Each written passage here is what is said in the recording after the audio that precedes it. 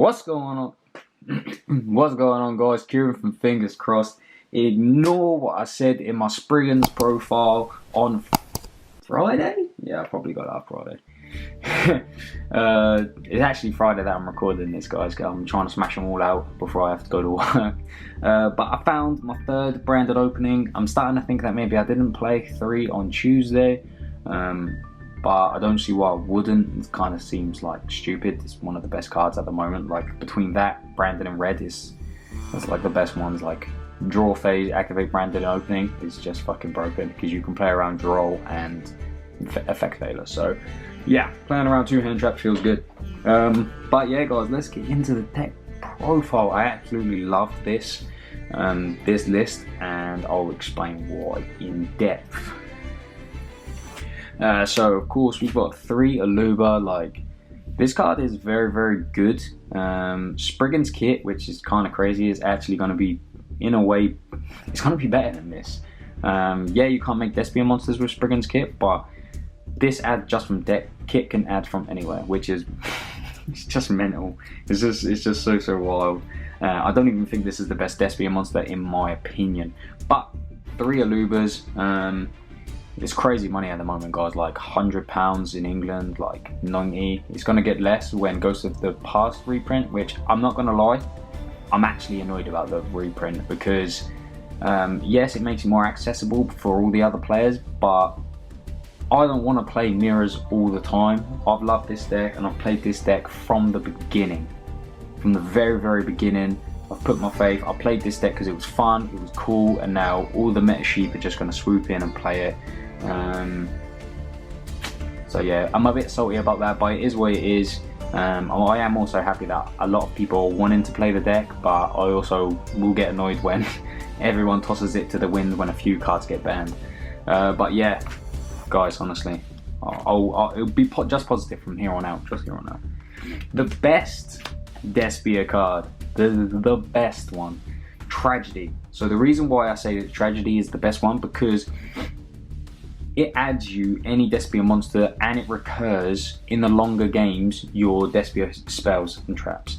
So there was like some games where I used everything, do you know what I mean? Like I used everything and I just like banished Tragedy to set branded in red. Then you can activate a branded in red, target a different Tragedy. It's just like not obviously in the same turn, but it's just absolutely wild. And I actually play, so I don't play Link Karibo, I actually play Relinquished Anima. So I play Relinquished Anima because now this is another form of interaction. So you normal summon Tragedy, use Relinquished Anima, suck up whatever you can, or it just at least baits in the gate, and then you can chain branded in red if you already have it, target the Tragedy in grave, and infusion summon away. So like that is just, it's just crazy going second. It feels so good. I did it against an Unchained player. They had Abomination and the arrow points up, so I just normal summon Tragedy and then Relinquished Anima, just sucked up that, and I went for game with Quiritus and that on board. So very good. I personally think this is the best Despia. Like Ablitium is good, Aluba is good, but this card is just, it's so good. Very important. I remember the days when people were playing like 1 copy, 2 copies. I've always played 3. You can check all my deck profiles. I'm pretty sure I've always played 3. It's just so mandatory in my opinion. It's just crazy. It's just such a good card. I really hope it gets like a super reprint, or in the tins it gets like an ultra. Then we play 1 Dramaturge. I see some lists don't play this. It's just a free body, man. Like I don't get why you wouldn't play it. Like any more than 1 is bricky, especially when I play 1 Ad Libitum. This card is also just wild, man. But this is also an imperm. Like you do have to do it on summon, but it does stop things like Charade from banishing your stuff. You can do it to how, like when people are trying to do their help combos and Sword Soul and stuff like that. Like I think this is just like a pretty good card, and it's 3k beat stick. So with all those motherfuckers that are playing skill drain, it just wipes that right out. Then Ab Libitum, like this was good. Someone kept banishing my DPE, so I just fusion summoned with Ab Libitum and then specialed it back. like, because it doesn't say this is Despia monster or a fusion monster, level 8 or higher fusion monster from grave or banished. So it was absolutely crazy, this card. Budget players out there, I would say if you have maybe just one Aluba or maybe two Alubas, I would personally play more Ab Libitum. It is a little bit more bricky, but when you fusion with him, you'll be able to special your Aluba. So then you're essentially using more Alubas over and over. So I would recommend that, because obviously it can special summon from grave or banished. So you could branded opening, banish, target Aluba in grave, fusion summon using Ab Libitum. Ab Libitum then at the end in a new chain special back Aluba from banished, and then you get to use the Aluba effect. So yeah, like, it can be crazy, and I would definitely do it, guys. In my opinion, if you don't have the money, I would definitely play more Ab Libitum. I do still play one Fallen of Albats. This card just throws so many people off, and the more it becomes popular, when the structure deck comes out, I'll probably play two, one for Branded Fusion and one for follow-up. But people, now that the deck's becoming more popular and people are not really playing Fallen of Albats, it just throws people off. Like, it's just wild. People be like, wait, what? Like, why are you playing Albats 2022 or whatever? As someone has said in there, Vlad said in Farfa's profile. But yeah, it actually throws people off, and I think it's crazy fun. Like, you just plus from this. I played against a hero player, and they managed to out my board, and they got rid of my Queritus, popping it because they thought it would be fine. I summoned Albats. I fusion summoned with their stuff because they took one of my other Queritus, so they had a light on field. So I used Albats and Queritus, make Albion. Albion then fused by banishing materials from my grave to summon something else, which brought back my Dramaturge, and I was just like, he got rid of two monsters and I had three. So it managed to let me survive that turn, and I killed him next. So it actually does come up in certain cases. And if I draw it, I don't really mind, because it's just a dark that I can fusion with. An OP packet. I hope that this gets an ultra upgrade, maybe in Ghost from the Past as well, because I think this is like a £10 card or like £8 card or something like that as a super old card as well. So it should hopefully get a nice reprint. But yeah, this card is crazy as well. Even if it's discarded for cost, so like with Super Poly and stuff like that, you still get the effect to add per patchwork. And I do play 3/3/3. I just think it's better. I want to see something. I want to see them in my hand. So yeah. And for some reason, if I play less, I always brick. I don't know why. So the interesting part is, people normally play like Celestial and Dasher, or they play two Malicious and the Deny because it recurs your Malicious. But I actually play this. So when you activate Fusion Destiny, you can obviously send these two, and then you're still able to use Malicious to banish itself to summon the other one. You now have possibly two monsters on field that, with branded in red, you now get two pops. So you have the choice with Chimera to use Malicious as another pop, or you have the option that you just sent these ones. In your next turn for follow-up, you can banish to summon the other one, use that for fusion material, and then you can now you have your draw two. So I actually crazy liked this. I thought it was so good. I've not seen any other lists with this, so hopefully people see this, give it a go. Let me know what you think in the comment section down below. But yeah, I really liked this, because I don't mind about keep recurring the Malicious. Like, the Despia monsters recur enough as it is. I don't think you need that much grind game. But the draw two is wild, in my opinion. I just think it's way better. And I wish I'd done this sooner, to be honest. Then for hand traps, I do play 3 Ash Blossom, 3 Nibiru, and I actually play 3 Imperm. So let me move these up. So Ash Blossom is just generically good. I went away from just playing stuff that I can use for fusion material because I just want to have like good hand traps. And I don't particularly like Ogre. Like, yeah, it's very good against the Brave stuff, but I just don't mind. I just whatever. And Nibiru is obviously a really good card. It's a blowout card, which essentially you just win next turn. So, and Imperm, I played Imperm over Veiler just because I just was trying it out really. I prefer it more, and there's some things like set it in the zone of skill drain, and then on your opponent's turn you flip it and stuff, like little things like that, because then you can use obviously branded in red to pop it with when you make Chimera, then you can pop the skill drain. So it's a long setup, but it's just a nice way to out skill drain. So yeah, I in my opinion I really liked it. So yeah, I might change my hand traps, I'm not sure. I might, in the next format I might give Bell a go, because obviously it stops branded in red and stuff like that, but yeah, we'll have a look. And on to our spells. We obviously play the 1 Theatre. I don't think you need to play more than 1. I used to play 2, but I think 1 is enough. People don't really...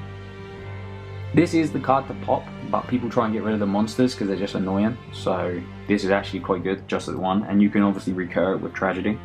Then we've got 3, Branded Opening. Like I said, guys, yeah, it doesn't play around Ash. You can get ashed, but if you activate Branded Opening in the draw phase, then you play around with Veiler as well. So you play around Droll and Veiler. So it is very good to play like that. I prefer it personally to play like that. Like if they got the Ash, they got the Ash. Like they're either going to Ash your Patchwork or this. And personally, I would rather they...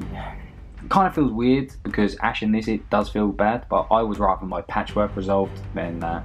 Because say you open this, Tragedy and Patchwork. If I open this and then they Ash it, alright, fair enough, Ash is gone. Do you know what I mean? What's the chance that they've got another hand trap? So you activate Patchwork. Patchwork's going to get you Edge Imp and Tragedy. Edge Imp's going to get you Poly, and Patchwork is going to get you... Right, I'll cut that bit out. Patchwork's going to get you Edge Imp and a Poly.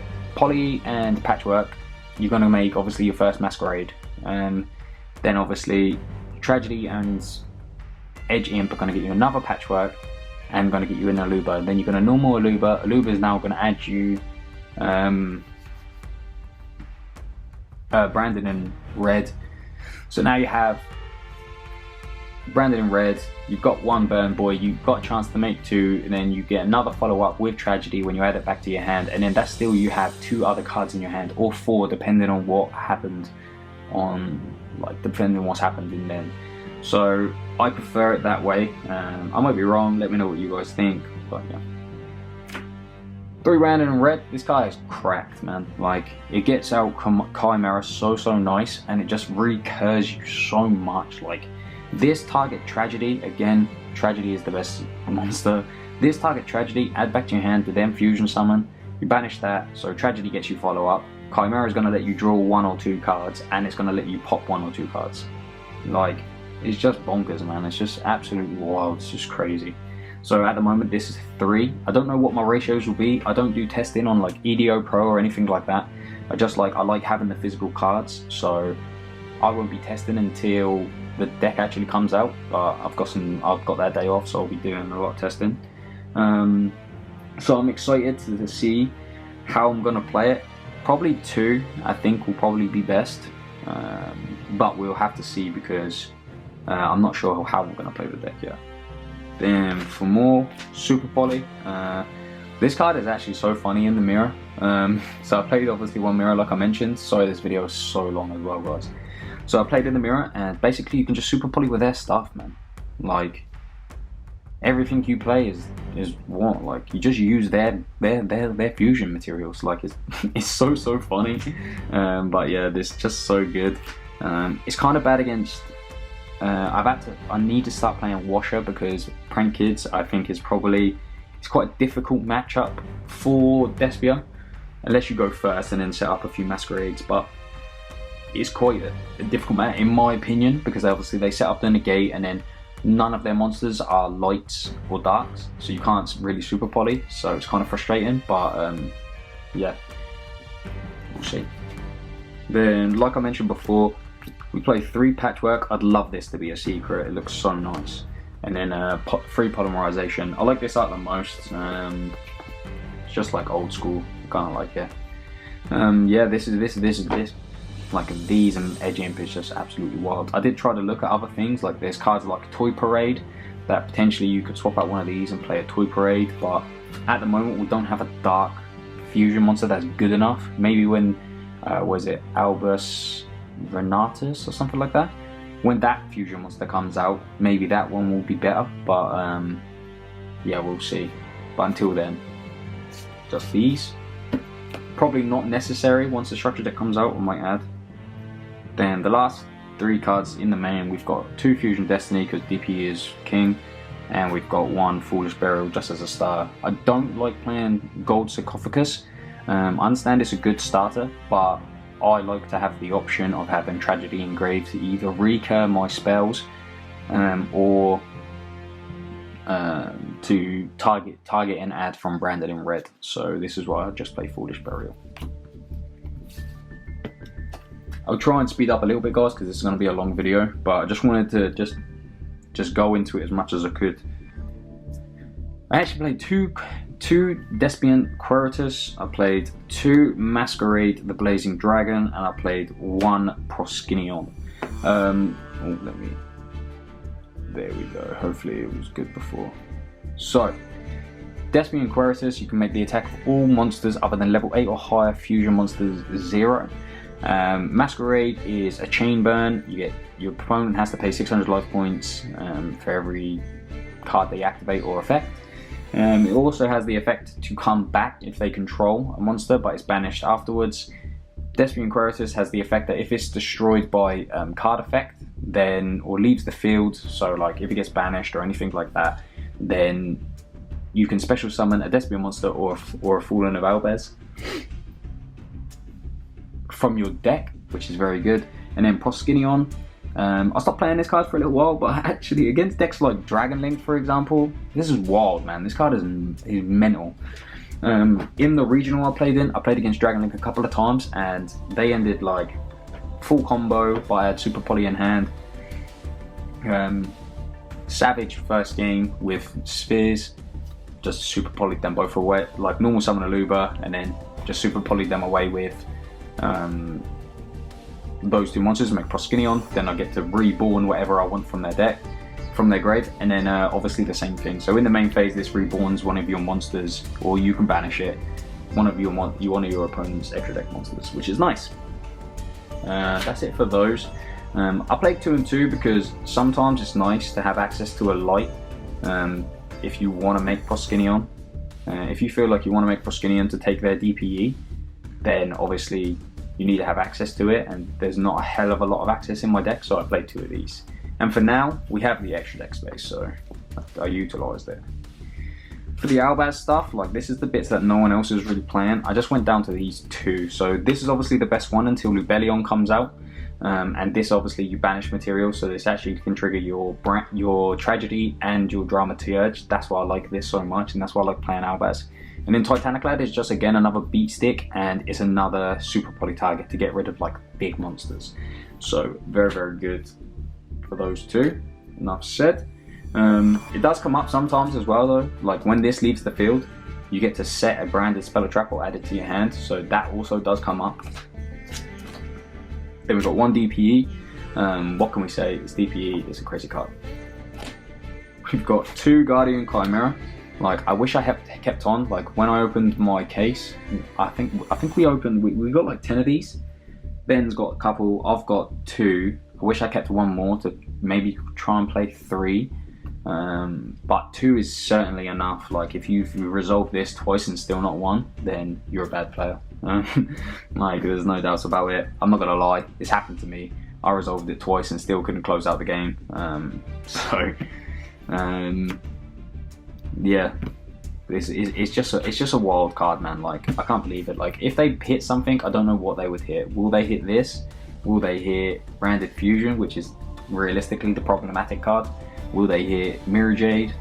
Be very, very interesting. Like, obviously Dragoon's going nowhere because the reprint just got announced. For my Super Poly targets, for like just without Despia, is one Mud Dragon, and don't judge me for the common. Someone's going to be giving me an Ultra, but they weren't there on Tuesday. Also, I'll grab it from them on Sunday when this deck profile goes live. Dragospellia, I swapped in for Starving Venom just because it has like you can use a higher range of things. So yeah, I went with this. So like that's better. And then Mud Dragon is just like the most universally good one. Like, this came up against Unchained. I summoned Albats, and obviously I don't have enough. I can't make Titanic Lad or Albion because I made their attacks all 0, so I made Mud Dragon because they're both darks. One's a fiend, one's a dragon, so it comes up. I'm not sure what I will be playing for Super Poly targets. We'll have to see what the meta's like next format. And then for the final 3 cards, we played, obviously you've already seen it, we got 1 Relinquished Anima. Again, you can play Linkuriboh, but I prefer Relinquished Anima just because it has that unique interaction. Like, not being funny, if you're ending just Linkuriboh in your first turn, you're gonna die.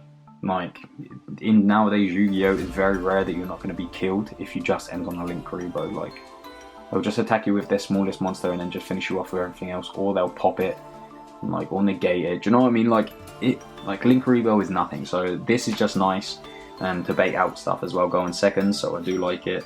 1 Predaplant Verti Anaconda.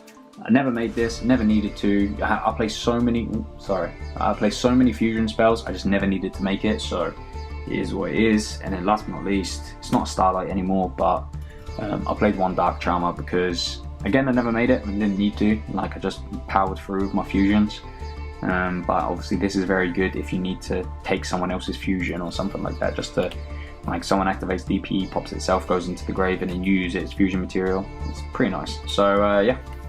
So guys, that's it for the deck profile. I am leaving Tragedy on the top because, in my opinion, he is the best Despia. Here's hoping that in the OTS pack, when Albats gets an ulti, Tragedy gets a super. Like, fingers crossed. See what I did there? Fingers crossed that happens. And yeah, guys, there's going to be plenty of Albats content. Plenty. I promise you now. I will only be playing this deck. I normally only show you guys decks that I play.